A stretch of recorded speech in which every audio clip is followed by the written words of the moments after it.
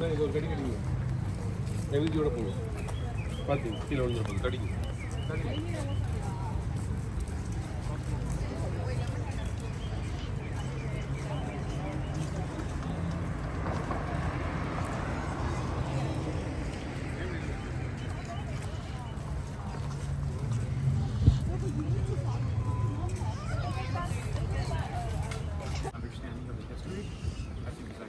So I wanted to talk about the Enterprise Center, which we're standing in front of right now.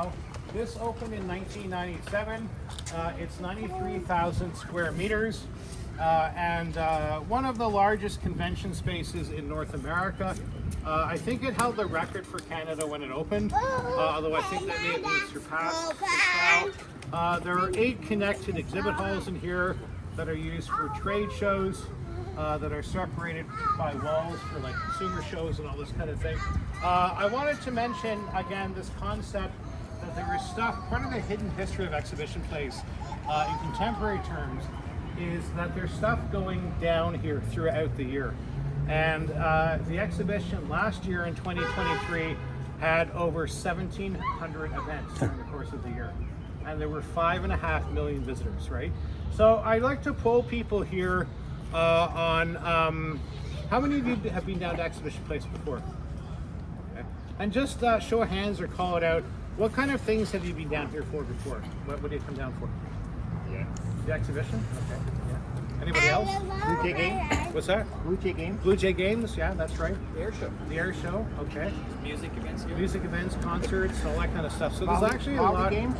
Hockey games, yeah. There's Horse. actually a lot going on down here. So that's kind of what the whole hidden history part of it is sort of the hidden contemporary uses of Exhibition Place that people might not really think of. So this building, the Entercare Center, houses some of the groups that are now tenants of Exhibition Place, including parts of the Canadian National Exhibition, but also the Royal Agricultural Winter Fair. That's one of the tenants that uses the fairground or the Exhibition Place in November. Trade shows like the Toronto International Boat Show, the National Home Show, and the One of a Kind Show. The Toronto IndyCar car races, they have exhibits within this building as well, so that's one of the other uses. Long association with athletics, and when the Pan Am Games were held in Toronto in 2015, many of the sporting events were held in here, and this was also the broadcasting center for the games. There's a set of intramural, like high school level volleyball championships that take place down here around, I think they're around this time, May or June, that are held in the Entercare Center. Various rooms are used by the City of Toronto, so if you're on like a spacing subcommittee for Toronto, you may come into meetings and stuff down here, so it's another way for the city to, or the people in the city to engage. It's also being used for a film set for such shows like the DC Comics book inspired show of the teenage superheroes. It's called Titans. That's filmed down in here. Parts of Resident Evil where Mila Jovovich is like flying off buildings and blowing up zombies. That was all done down here. Part of it was done down here. And also The Handmaid's Tale. Parts of it were filmed in here. I'm not sure what season. I think it was the 2nd or 3rd season. There was a part of The Handmaid's Tale where they're going through this corridor, like this maze, and it's actually set up inside the building here. I am one of those people, when I see Toronto in a movie or a TV show, I always pause and try to identify where it is, but sometimes it's kind of hard for them to tell where it is. One other part of the hidden history down here that people might not realize, somebody told this to me a few years ago, that these marks in the pavement, the darker squares, this is actually an art installation that represents the fact that Toronto's original shoreline used to come right across this way, and these are supposed to represent, like, you know, waves from shore. Yes, I have. It's actually it's called Shoreline.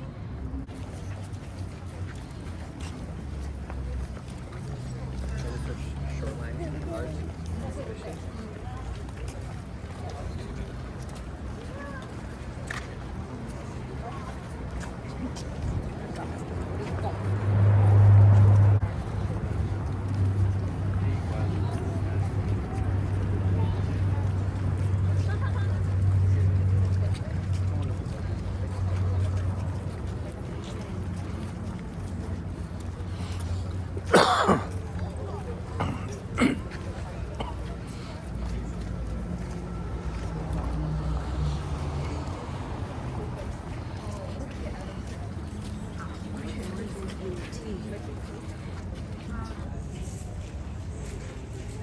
So anybody who's been coming down to the grounds for a while may have associations with this building.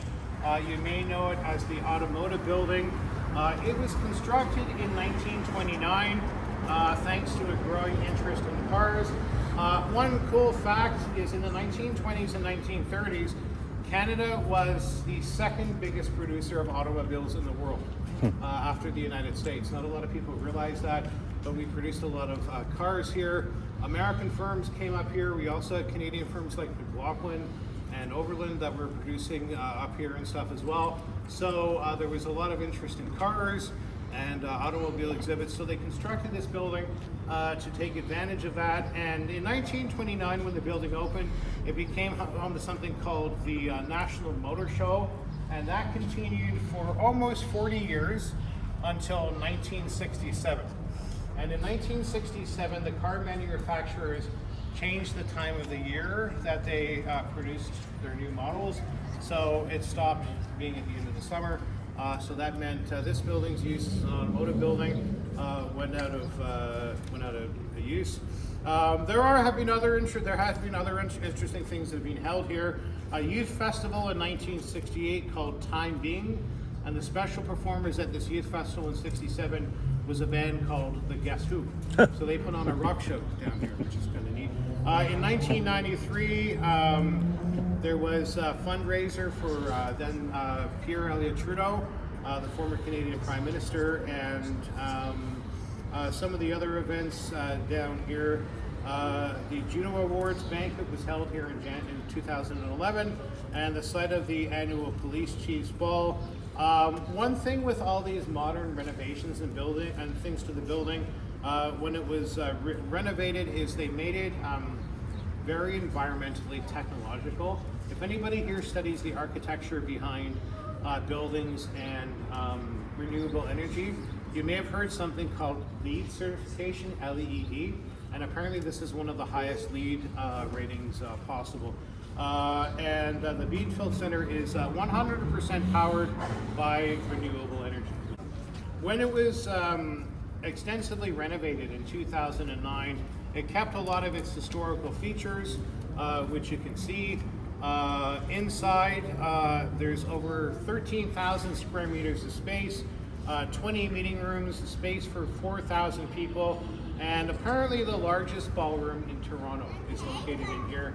But from 1939 onwards, there have been a number of other exhibits and displays on it here as well. A collection of art, manual education, home economics, and school projects from all across Ontario were displayed in here. In later years, there was also the farm, food, and fun displays that eventually went off into another building on the east end of the grounds. In September of 1937, the Globe and Mail newspaper reported that the Automotive Building was home to the 7th annual Shirley Temple lookalike contest. All right, so she was a child actress, singer, dancer, and they held this movie stand-in double contest here, but the newspaper never recorded who it was who actually won, so we don't really know. But number of surprising conventions, mostly to do with like graphic arts and advertising and all this kind of thing. And one last thing that definitely would have been hidden history back in the day, during the Second World War, the grounds exhibition place was put on loan to the government for use as a military facility, so obviously that was kind of a secret. And this building was used for recruitment and stationing of Navy personnel, and it was actually considered a naval base called HMCS York, and the plaque tells of that history down here. And of course, top secret facility during the Second World War, that would have been hushed. A lot of military things were moved to Toronto and to Canada during the war, including technical construction, prisoner of war camps, and also the production, speaking of naval things, the production of sonar equipment was actually carried out in Toronto. Not here at Exhibition Place, but it was done in a locked room in Casa Loma. So that's kind of neat, I think, right? So I think this is one of the sites that we can go in and check out the lobby. So if you want to come in. Why is it called?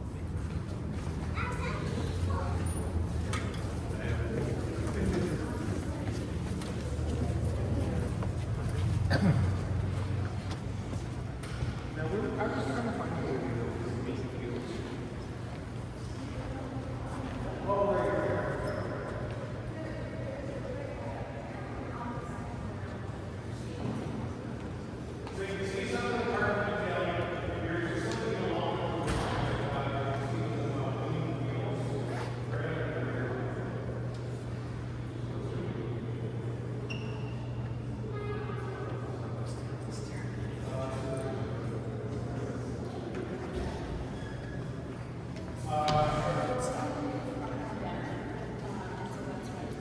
Spread out like this, and it's perfectly symmetrical, but all the detailing is very good. It's kind of on the cusp of interior movements, and so you see most of the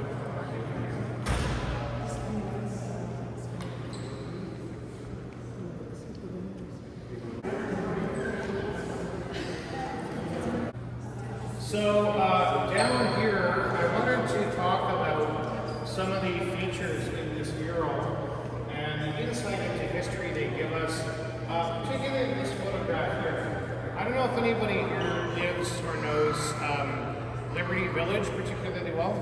Okay. But Liberty Village in the Second World War, when this was being used as a naval facility, was full of a lot of munitions plants. And one thing that maybe people don't know is that Canada supplied a vast majority of the weapons for the Allied cause. So we were producing a lot of arms and food, and we were sending them overseas. All those naval convoys going back and forth across the Atlantic, full of Canadian goods. So the problem with these plants was that they relied on men for working, for making the munitions. Only men could have factory jobs, but the army needed men to go and the navy to go and fight, right? So men were leaving their factory jobs. So they decided to recruit women for the war effort and actually allow women to go out and work in factories, right? So they were trying to encourage women to leave their homes, leave their jobs as homemakers, and go and work in a factory. This is what they did. For the first time, many women were getting jobs in factories and in businesses. So there was a plant in Liberty Village on King Street. There was a company called Inglis. And Inglis made household appliances, washers, dryers, all this kind of stuff. But Inglis changed when the war started to producing munitions. And they produced a kind of gun called a Bren gun. It was a machine gun. And they were trying to get women to join the munitions, construction, and all this kind of stuff. So they decided to come up with a figure, kind of a recruiter, one of the women that worked for them, and there were pictures of a woman named Veronica Foster. And she's having a great time. She's like dancing the jitterbug, and she's like having dinner parties with their co-workers and stuff. But there's one picture of Veronica Foster over the assembly line, and she's making a Bren machine gun, and she's got her arm crooked, and she's got like a cigarette dangling out of her mouth, right? And she became known as Ronnie the Bren gun. And she became an icon for women joining industry, getting out of the house, right? And in the States, you may have seen that representation of Rosie the Riveter. And Rosie the Riveter is the woman with the red handkerchief, and she's got her arm, and we can do it. She's actually based, she's a fictional character. There was no Rosie the Riveter. She's based on a Canadian woman from Toronto named Ronnie the Bren Gun Girl, who lived and worked here in Liberty Village. So it's kind of a whole thing of like Canadian getting into industry. If anybody's out in Scarborough, the General Engineering Company is out in Scarborough, and you know there's an underpass out near Warden with a painted, they call them the Scarborough Bomb Rolls, and there was a big factory down there, so they did that as well. And then after the war was over, they kind of legislated these women. Well, thanks for your help, but like the guys are coming back from the war and they need their jobs back, so you need to quit, and you have to go back to being a housewife, right? And like Ronnie's here, like, I got a machine gun, I'm gonna do whatever I want, right? Like, so, a lot of them kept their jobs, and they were pioneers in getting women into the workplace and equal pay, and, like fifth wave feminism and all that kind of stuff, right? So that's a connection, a local connection with Liberty Village up through there. But anyway, so I think we can go.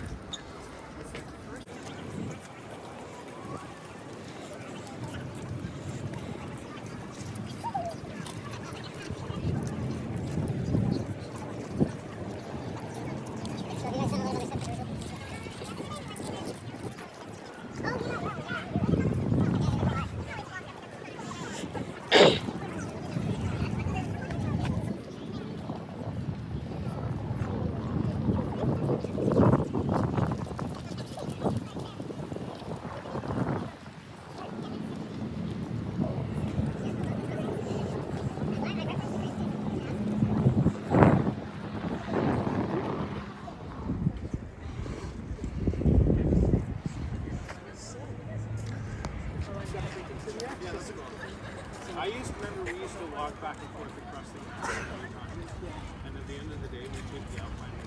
Take the outline. And all the posts.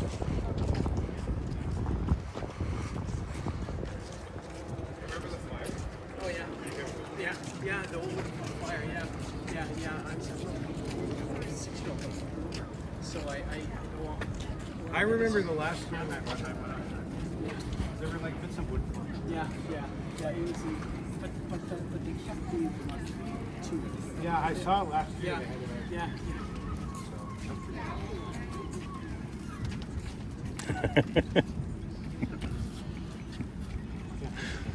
yeah. So here we are at Hotel X, opened in March of 2018. This luxury hotel is made up of 5-story sports club, 30-story main tower that has tennis court, fitness studios. The hotel has 404 guest rooms, 2 ballrooms, a cinema, and a rooftop residence and a restaurant, I should say. Why have a hotel down on Exhibition Place? After the Intercare Center opened in 1997, the management, it opened a few years later. Again, people talk about change at Exhibition Place, a lot of the buildings that have changed and how it's continued to be renewed and all sorts of things. That's happened time and again. 200 years ago, 220 or 230 years ago, in the 1790s and 1800s, all of this land, before any of these buildings were actually here, was actually a military reserve for the British Army. So this was set aside as a military reserve, and then that changed again in 1879 when they started the Canadian National Exhibition, and they made it like an agricultural fair, right? And now for the 21st century, it's being changed and adopted again to a meeting place, a place to hold conventions and all this kind of thing. So somebody in the group was asking when we got started, what's kind of the development plan for the future of the exhibition, right? So they're constantly trying to reinvent it for the purposes. I remember I've done tours during the Canadian National Exhibition, and people always come, they say, oh, it's not the same exhibition grounds as I remember, but that's kind of the point. The fact that it's always changing, right? Like it's always adapting to something new. The first Canadian National Exhibition was held in 1879. In 1904, there was a journalist who wrote a review saying that it wasn't the same exhibition that he remembered. It had only been 25 years since it actually opened, right? So the whole constant evolvement is something that they've always been trying to do. One neat thing, though, that counts as preservation is this space here. We're going to talk. I talked about the fact that this was a military grounds here, and there was a fort built here. The stone building that was the blockhouse, or not, probably wasn't a blockhouse, but the barracks for enlisted men actually stood here. And when they did work on the hotel, they actually found the archaeological evidence of this. And you can see what they've done is it's called daylighting it. They have it up, so feel free to walk around through there. 2 things you'll note in this covered piece over top, they have the insignias of the various regiments that were posted down here. So that's what those numbered insignia stand for. They represent the regiments that were here. And the other thing that you'll know, we're going to go into the officers' quarters. This is space for enlisted men. So what that means is the footprint. You can kind of see the size of a lot of the rooms. You'll see the rooms for the enlisted men were a lot smaller than a lot of the rooms you're going to see in the bigger space next door. So please feel free to take a walk up and down. And we're not going to go through the building. We're going to come back and walk through the